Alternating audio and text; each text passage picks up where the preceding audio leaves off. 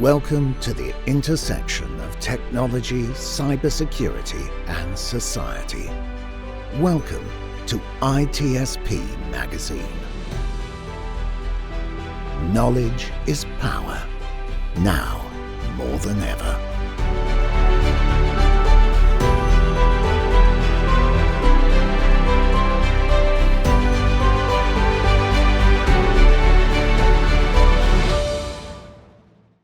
Hello, this is Ciappelli on Redefining Society podcast. Today we are going to talk about a topic that, if you have been following me for a while, you know I always say this. I wish we didn't have to talk about this, or why are we still talking about this, which is diversity and inclusion and all those beautiful words that many times are not followed by the talk. It's just by the walk. It's just the talk.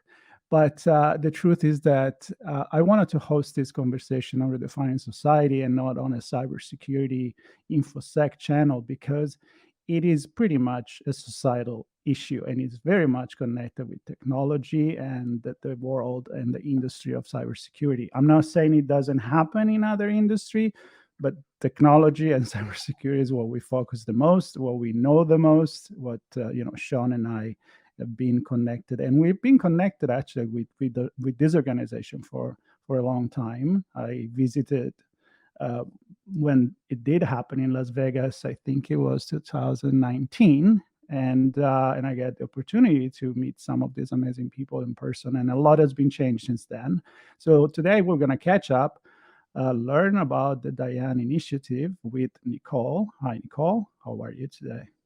Hey, I'm Nicole Schwartz. I'm currently the COO for Diana Initiative, which just means that I do all the things. And I am also, during my day job, a product manager at Active State. And I've been with Diana Initiative 3 or 4 years. I can't really keep track anymore because the pandemic made everything squishy. Yes, it sure did. It sure did. So thank you for already done the introduction. So we're over with that. Now we can start talking about the initiative itself. And Woot! We just finished the main event, let's say the main course, which is what happened in Las Vegas during Hacker Summer Camp. It happened every year except for the pandemic, although I think We it did happened happen. online. Yeah, but still happen. Thank you, technology. And so I know that the whole concept, and I'm going to get you started with that, happened in 2015. And I'm saying this because it's when ITSPmagazine started. And at the time, we were already saying, why do we have with this diversity and inclusion problem? And here we are. But a lot has happened. So I would love for you to give an introduction for the public that doesn't even maybe know about the Diana Initiative. We hope they know about the issue. But an introduction, a little history on what it is, what you guys do, and why it's so important that you do this. So our founders were having lunch together at DEF CON.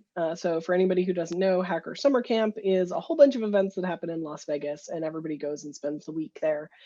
And they were talking about issues that came up being a underrepresented gender minority.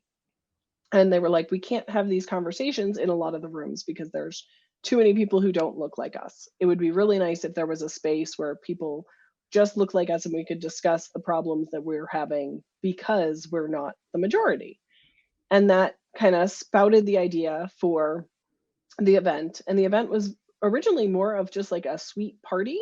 So for anyone familiar with a lot of groups, like the DC groups who get together and rent a suite and everybody hangs out together because they're local, same concept. It's meet people who are where you are and then go out into DEF CON. So for anybody who has not been to DEF CON, it's a large event. Think like Comic-Con or Dragon Con. There's a lot of people there, and if it's your first time or nobody there looks like you, it's a bit intimidating. But if you had the opportunity to go like to a suite party, socialize with some people, make a friend, and then go, it's a lot less intimidating and a bit more fun. And so for the first few years, that's really what it was. And people kept saying, hey, can you add talks? Can you add this and the other? And so there was hands-on activities, talks, And it just got to the point that it was so big, the fire marshal kept shutting us down, which is not good. You don't want the fire marshals shutting you down. And so we had to find a bigger space. So we kind of became our own event next door at the Westin. And so it is like a very short walk. If you walk from the food court, which is where actually everybody originally started the idea, across the street to the Westin, it's like 5-7 minutes. And we have talks and villages and workshops and all sorts of cool stuff. And we happen at the beginning of Hacker Summer Camp. We've experimented. We've tried happening at the beginning, the middle, slightly toward the end. And I think the beginning actually went pretty well for especially our purposes of everyone meeting one another. And so this year we were at the very beginning on Monday, and it allowed people to like come in, meet one another, make buddies, and then go to the rest of the events throughout the week. Like Black Hat, we had 20 student scholars this year. We joined with Black Girls Hack. And so together we raised enough money to send 20 people to the whole of Hacker Summer Camp, covered like part of their travel, their hotels, et cetera, et cetera. And it just made their lives a little bit smoother because they knew they had friends, they knew they had a Discord that they could ping people. And I think it worked out pretty well, and we're going to probably keep up with that trend. Yeah, and actually, you mentioned the Black Girls Hack. I had a conversation with them before actually Hacker Summer Camp, and this year they had their own event outside of DEF CON. And we're not going to go into the reason why, but they did. And the description of how the Diana initiative evolved is very typical in the term of you kind of connect with the same people that have the same issue. They feel the way you feel, right? And then sometimes it ends there, but at least you can support each other. And sometimes it's create an echo chamber because the problem is really big. It's like you realize it's not just you, it's not just me, it's a bunch of us, it's a bunch of everybody. And so when the fire marshal shuts you down, I think it's a good sign. I mean, it's not a good thing, it's a good sign, right?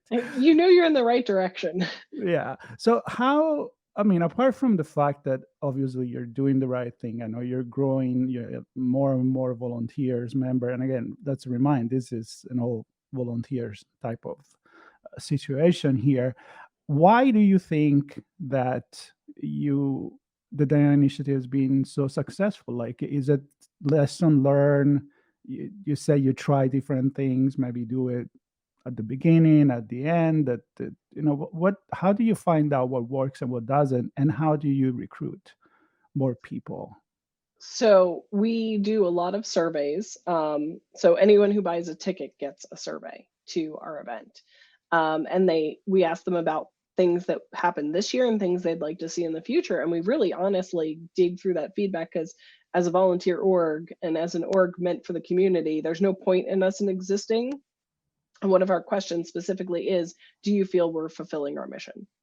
And everyone usually answers yes. And I hope that trend continues, because we try to be like, how do we support the community? Our goal is to increase the number of underrepresented groups in information security. Pretty straightforward.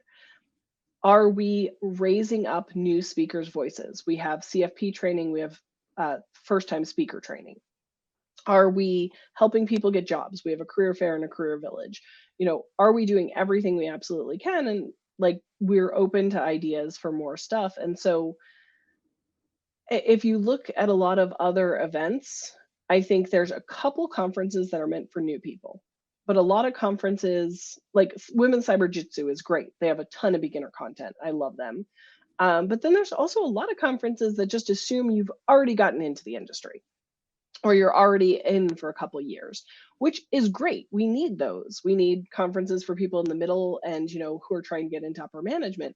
But we're trying to focus on, okay, do you feel alone? Let's find you buddies. Let's refer you to some of our community partners like Black Girls Hack or Latinas in Cyber.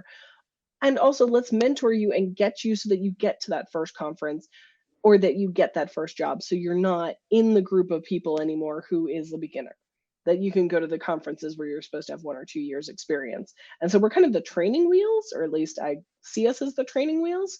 And we partnered with Black Girls Hack this year. We tried to partner with more organizations. We really want to partner with everyone possible so that we can feed people into these other organizations. Like, I love that people are with us for multiple years, but you shouldn't be our target audience for a long period of time. You should be able to switch over to being on the mentor side. Like, you should be able to mentor those new speakers or mentor those new CFP people, or tell people like, hey, I can teach you how to solder, or I can teach you how to do this, capture the flag thing. Yeah, and for those that are not familiar with this, because I wanted to bring this on Redefining Society, because we start with the cybersecurity, but I want to make it a little bit wider in terms of conversation. But there probably a lot of people listening to you and say, like, okay, so soldering, it's related with budgets and some other things, hacking, lock picking. So, I want to make sure that people understand that this is all about cybersecurity and what entails. Like, if going to DEF CON, it's quite an adventure the first time you go there, and to be honest, quite overwhelming if you don't have friends, if you don't have a community that you can refer to and that initiate you to have a really good experience there. So the whole industry, why do you think is so, why do you think on a certain level it's not welcoming anymore? Oh, But God. at the lower level, I have to be honest, because of my job and talking to so many people in the industry, I love this community so much. And I feel like maybe I just talked to the welcoming people. What's the story there? So, and this is not unique to cyber. It's not No, even unique exactly. to IT. So a lot of the research I've read, way too much research. I like pay to get academic research because I'm that kind of person. It applies to STEM, all of STEM, really. Mm. So because there has been certain attitudes, and like, if you roll back in your head 10 or 15 years, we've both been in the industry that long, there used to be booth babes where they would hire Mm. just attractive ladies to stand at the booths. And so the industry set itself up, if let's go stereotypical, this is not exactly correct, but everybody put in their head like that whole Mad Men thing, where a whole Mhm. bunch of marketing guys were like, we're the marketing guys for tech companies, we're going to put pretty ladies, but the pretty ladies can't answer the tech questions. And so you've started having the industry where, that makes it so when people go up and talk to a lady like me when I'm at a booth, they're like, and can I talk to the technical person? In a lot of cases, I am the technical person, but they've been previously trained that that's not the case. So on the one hand, you can blame them. On the other hand, we kind of set ourselves up for that. Also in the workplace, because in a lot of cases, like most of the jobs I've had, especially when I was younger, I was the only lady there, and it was all men. In my current job, there's 3 ladies, but it's still mostly guy programmers. And that sometimes it only takes one bad apple to bring about bad habits. And so, if anyone's unfamiliar with the term microaggressions, like, it may not seem like a bad workplace, but there may just be little things that are constantly glue work, making the ladies always do the glue work, or just the underrepresented people do the glue work, or just constantly not thinking to include people. Because a lot of times we don't even do it on purpose. We look for people, just like Diana Initiative started because we were looking for people that look like us. At your workplace, you may be looking for people that look like you, and you may think of them first. And if you think of them first, are they going to get the raises first? Are they going to get the promotions first? Are they going to get the opportunities first? So even if it's not malicious, you have a lot of people who are already at a disadvantage. And this is all the fields. And the great thing is, all the research that has been done is that if you let people be aware of the fact there are these unconscious biases and they don't make that person a bad person, that they just have to pause and think. Like when I was at GitLab, I was like, hey, write up all your notes from an interview. Take a minute, do a meeting, whatever. Come back in an hour, read through, remove anything that is not relevant to the position, then reconsider. And just that process of checking your own self for biases can remove a lot of biases. You don't necessarily need all sorts of fancy tools or technology to help you mitigate biases. You just need people who genuinely are like, I'm going to give it a try. I'm going to take a break, and then I'm going to reread my notes and be like, does that really matter for this job position? No, let's remove that. It didn't matter that they were a homemaker or that they took a year off. No big deal. They've got the skills. Let's bring them in anyway. Mm. And I love that because by doing that, you create a pattern that eventually turn into cultural change. Because Yep. the fear that I always have is many beautiful initiative. A lot of people want to check, mark, been there, I listened, so now I'm right there, I'm supporting. Now you're not. You got to do something. So I'm connecting here with the theme for this year event, which is lead the change. So let's talk about that. Like, what happened when you want to tell people, and how do you tell people, empower people to lead the change? You do not need to be in power to lead the change. I have rarely been a manager at any job I'm at, and I definitely leave my mark, whether people like it or not, on everywhere that I go. Just like you said, it takes small changes to change culture. Just be that small change. Do you have an employee resource group? No. Start one. Tell the company we don't need any funding. I just need 1 hour each month and we're going to have an ERG. Start an ERG. If that's not your jam, how about you make sure, like, hey, I am a person who participates in interviews. I'm going to review our interview process and I'm going to make small incremental suggestions for how to reduce bias. It doesn't need to cost money. You don't need tools. You can literally, like I said, read a whole bunch of research. And if anyone wants the research, like just Google around for it, to add in a pause. Like take your notes immediately after the meeting, because that's very important. But then take like a short pause. Don't like come back 2 days later. You're going to forget everything. Like an hour or two, and then come back and read it. So just introduce those small things, making sure the questions in the job interview are relevant to the job, that you don't have any miscellaneous bullshit questions. Everybody knows those. You've been in an interview and they ask you like what letter of the alphabet you would be. Like that's not going to help anyone. Like take that thing out. So maybe you don't participate in interviews. Maybe you don't feel like you represent a group that could be part of an ERG.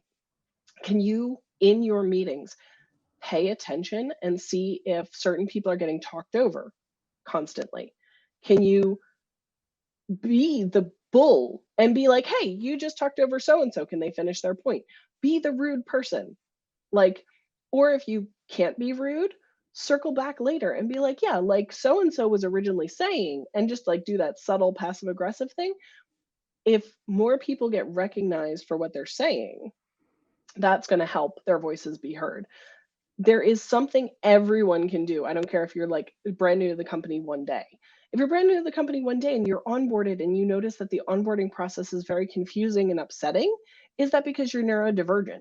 Can you help them improve the process so it works for neurodivergent and neurotypical people? Like there is something every person at every company can do to help people be more inclusive of people with disabilities, people with different thought patterns, people of different genders and races and religions. Like, does the company give off for Christmas and not have like a flexible holiday day for everybody else who's a different religion? Like, why don't you recommend that for the next year's things? Like, hey, you have Christmas off. Can we just give everybody one other day to apply to one of their religions, things? So I guess that's my personal thing is I've always been a bull in a china shop. Like, just pick one thing and do it, like lead the change. You don't need to be a manager. You don't need to be a Yeah. director. You don't need to be a VP.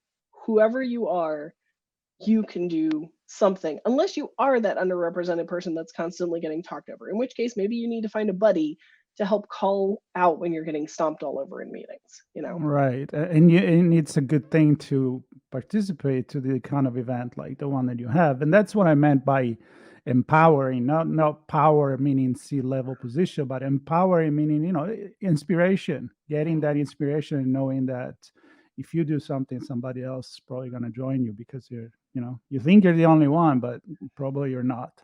So let's talk a little bit about this year event. So what happened? So speakers, any notable thing that you want to Oh, so highlight? much stuff. Okay, So let's do it. we Let's go. had Tanya Janka talking as our I know keynote Tanya. speaker. Yeah. Hi, Tanya. And that was shifting security everywhere, because we've talked about shifting security left or right or wherever. She talked about shifting it everywhere. So that was a great talk, and we will be having our recorded talks pop up starting in September. So anybody who missed the event, feel free to watch it. There were 3 separate speaking tracks. So we're literally filling every single day of the month of September with a new talk. So As long as I work fast enough, I am the video editor. So, So it's on you. Okay. like I said, I COO get means that you do feeling, everything. so I know the pain. I feel the pain. Yeah, so I'm hoping I've got like at least a week or two already. So we're doing good for the first part. We'll see if we keep going. We had 3 different villages. Maker Village is always super popular. It's where you get to learn to solder and solder your badges and everything. We also have like coloring and crafting and knitting. So it's not just about soldering, it's a maker village. And we are hoping to kind of keep expanding that.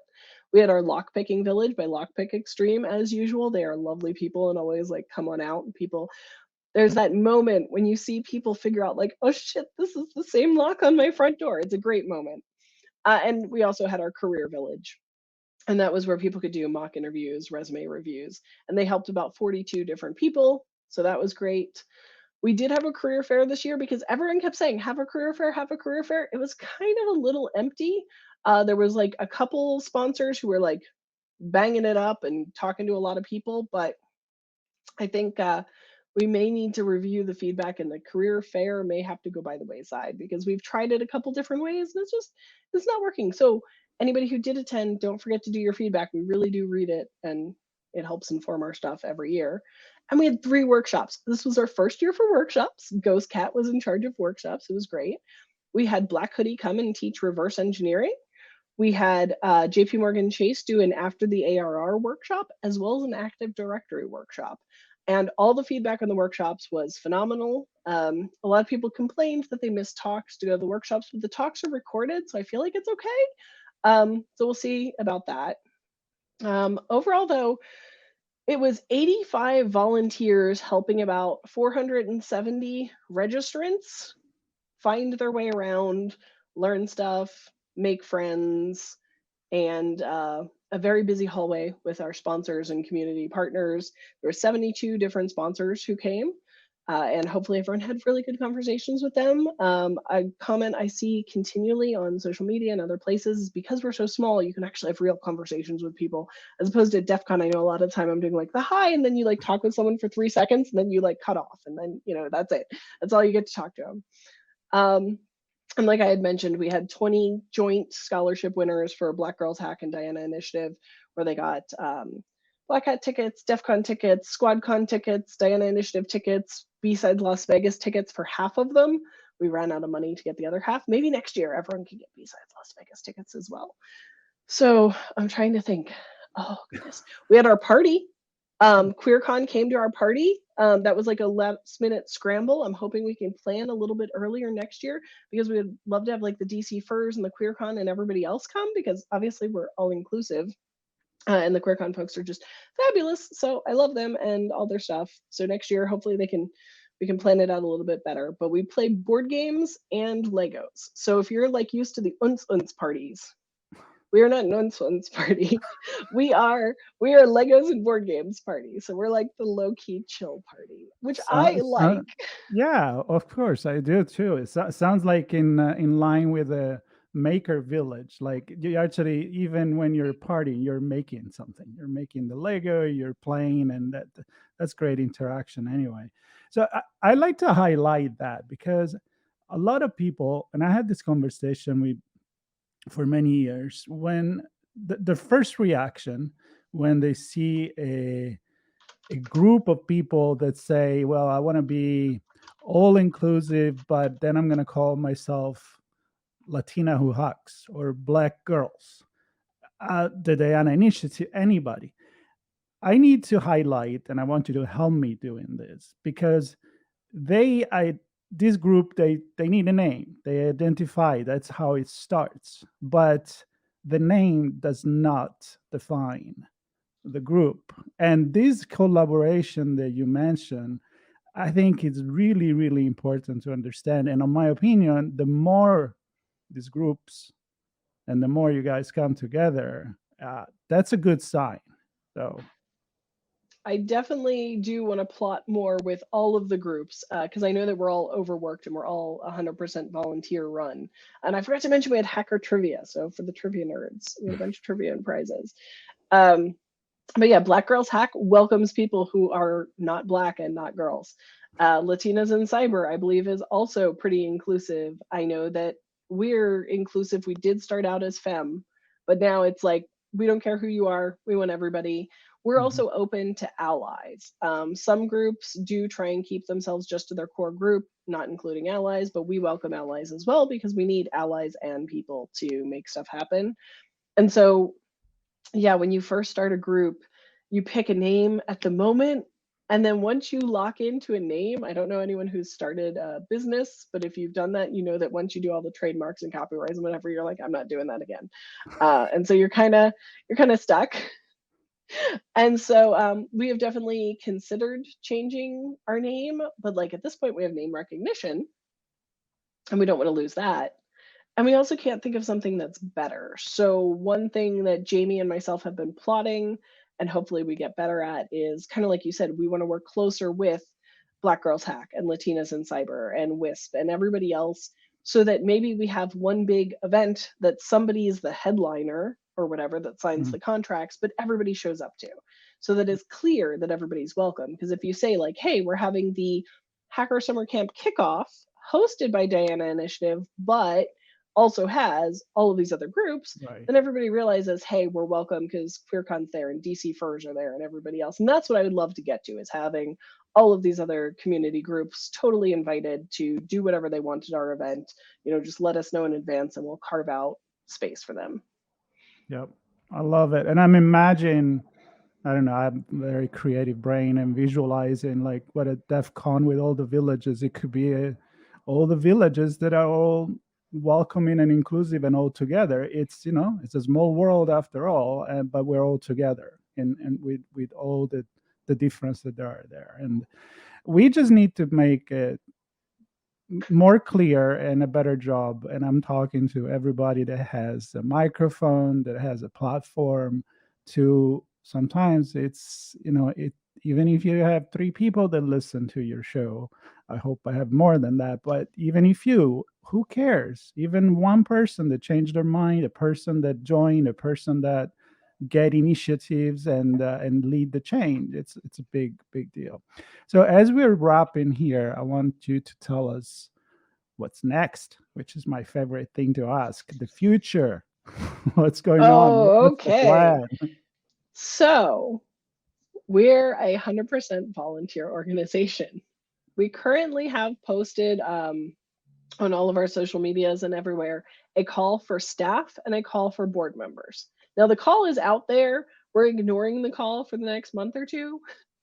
So if you don't hear from us, don't worry yet. But the process that happens is the event is wrapping up. We're finishing up everything. We're doing our hot wash. We're going to prep for next year. And part of prepping for next year is a lot of our staff members are going to be like, I do not have time for this. Or I, as a board member, I don't have time for this. And so we're going to have a lot of openings. And we need people for those open staff positions and those open board positions. So if you have time, and I'm going to put in a caveat here, this is a 12-month a year job. And I am not exaggerating when I say that some people, like Marie, our scholarship lead, was putting in 1 to 2 hours a day, every single day, all year. So you need to have time. If you have less time than that, board. So if you have any board experience or if you want board experience, our board meets 4 times a year or tries to meet 4 times a year. So that's a way lower commitment. But you do have to kind of have some finance experience, or at least be willing to go like maybe take a class on finance and stuff. And then finally, if you're like, okay, I really want to help, but I can't do either one of those things, fill out our 2024 feedback survey, which is on social media, to help us inform next year, and then volunteer to do day of work. And that's just literally like the day before, day of, and day after. We need setup, we need tear down, and we need people the day of. And so if that's your level of commitment, that is also awesome. I think we had about 85 people this year doing all that running around. And so you can get yourself on that list. Other than that, if you want to help teach a class for our members, I know that I'm interested in trying to get a class on negotiation, or like what is stock, like RSUs. Because a lot of people, if this is their first tech job, they're like, what is an RSU? What do I value it at? Do I care if I get it? And so we want to have like some of those courses for our members throughout the year up through the event.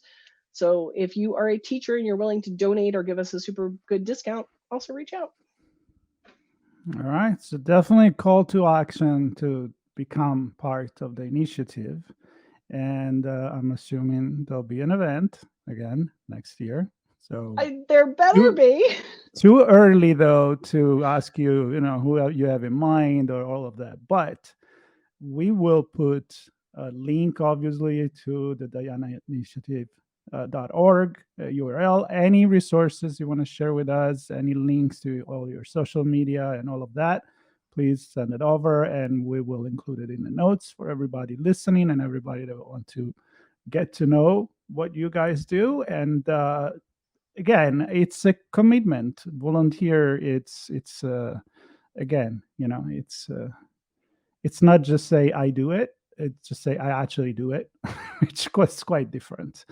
It applies also on everything that we do in life. Even if you're a mentor, you can just say I'm a mentor. I'm actually mentoring someone. So with this said, I am very glad that we had this conversation. I hope it's inspiring somebody to lead the change, and especially become part of either your initiative or any other group out there. You've been very, very inclusive in mentioning all of them. Luckily, we know most of them. We have talk on a podcast or another with some of the people you mentioned. So we're all in this together. And I hope that this small contribution of 31 minutes can help to make the difference as well. And very appreciative of everything you do. And I know there was supposed to be some other people on the conversation, but you did an excellent job covering for everybody. So thank you so much. We all know work happens. Thank you so much for having us. Especially in this industry. I'm not going to go into detail, but there was an incident and, you're on call. So pretty much. All right. Awesome. So thank you very much, everybody. Stay tuned, subscribe. There'll be a lot more conversation where this come from. So take care, everybody. Bye-bye. We hope you enjoyed this conversation. If you learned something new and this story made you think, then share ITSPmagazine with your friends, family, and colleagues. If you represent a company and wish to associate your brand with our conversations, sponsor one or more of our columns. We hope you will come back for more stories and follow us on our journey.